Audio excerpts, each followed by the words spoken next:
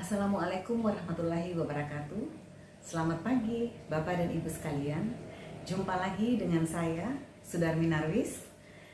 Kali ini saya akan menjelaskan sekilas terkait dengan mata pelatihan manajemen penganggaran. Mungkin Bapak dan Ibu sudah mulai bertanya-tanya, seperti apa manajemen penganggaran itu? Baik, sebelum saya menjelaskan sedikit, ada baiknya Bapak dan Ibu kita mengingat kembali keterkaitan mata pelatihan ini dengan agenda lainnya.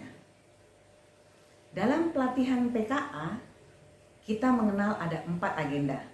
Saya yakin Bapak dan Ibu sudah menghafal 4 agenda itu di luar kepala, ya.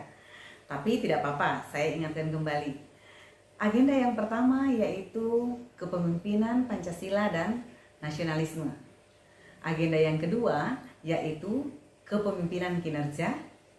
Agenda yang ketiga yaitu manajemen kinerja. Dan agenda terakhir yaitu aktualisasi kepemimpinan. Oke, pada agenda yang ketiga yang saat ini sudah kita masuki, kita mengenal ada 7 mata pelatihan.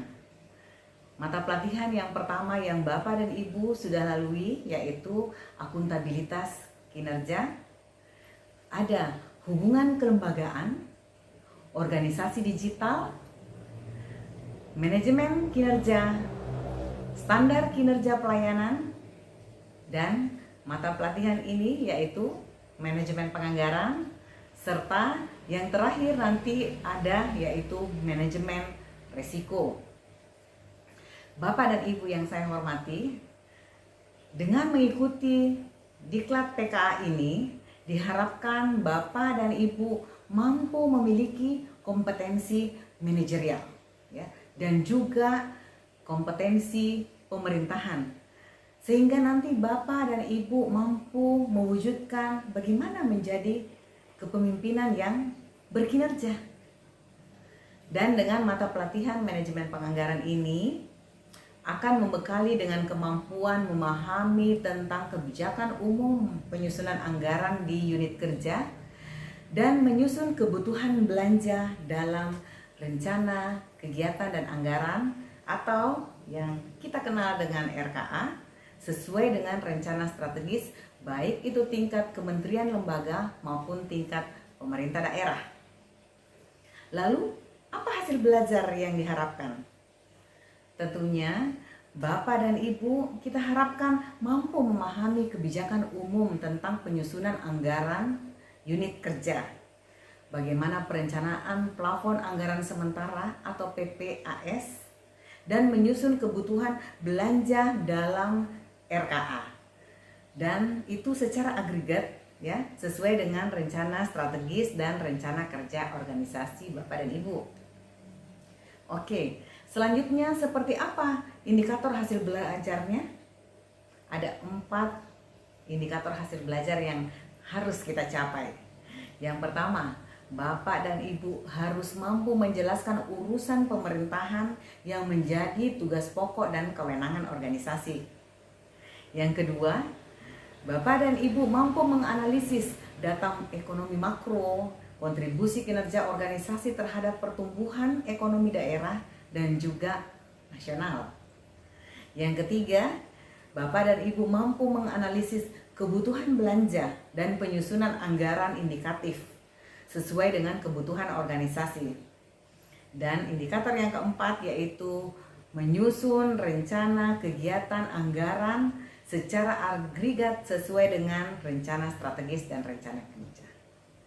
Untuk mencapai indikator hasil belajar ini, maka kita akan mengikuti 4 materi pokok. Materi pokok yang pertama yaitu urusan pemerintahan yang menjadi tugas pokok dan kewenangan organisasi. Nanti kita akan bahas itu mulai dari dasar hukumnya. Lalu urusan pemerintahan, apa sih yang menjadi tanggung jawab pelayanan dari unit organisasi kita?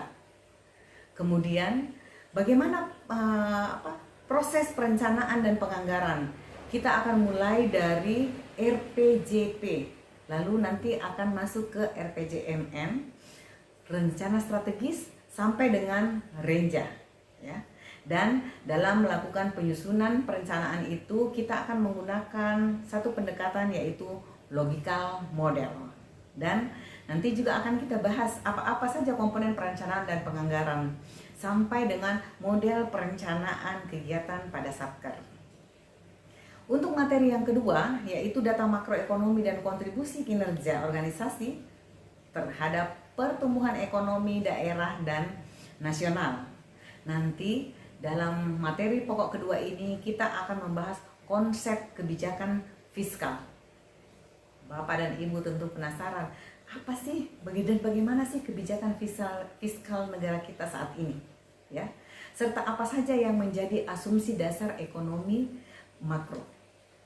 Setelah materi pelatihan tersebut, lalu kita akan masuk di submateri yang ketiga, yaitu kebutuhan belanja dalam penyusunan anggaran indikatif sesuai dengan kebutuhan organisasi Bapak dan Ibu. Nah, nanti kita akan membahas tentang bagaimana kebutuhan belanja dan penganggaran dalam organisasi kita, ya. Lalu bagaimana pendekatan dalam penganggaran itu? Saat ini juga dalam proses penganggaran itu kita kenal dengan penganggaran berbasis kinerja atau PBK, ya. Dan juga nanti kita akan bahas terkait dengan struktur anggaran. Bapak dan Ibu sekalian, materi yang terakhir yaitu nanti kita akan bahas tentang rencana kegiatan dan anggaran atau RKA secara agregat, ya, sesuai dengan rencana strategis dan rencana kerja. Nah, nanti di materi yang keempat ini akan kita bahas tentang struktur RKA-KL, ya, tingkat kementerian lembaga, lalu bagaimana komponen dari struktur biaya dalam RKA-KL itu. Tentunya juga nanti kita akan bahas data-data apa saja yang kita butuhkan ketika kita mau melakukan penyusunan anggaran, ya, sampai dengan aplikasi penganggaran yang digunakan saat ini. Nanti di sini juga Bapak dan Ibu akan mencoba menyusun, ya, bagaimana RKA, ya, terkait dengan kegiatan yang mungkin Bapak akan susun terkait dengan aktualisasi kepemimpinan Bapak dan Ibu sekalian. Oke, Bapak dan Ibu sekalian yang sangat berbahagia, demikian overview terkait dengan mata pelatihan manajemen penganggaran.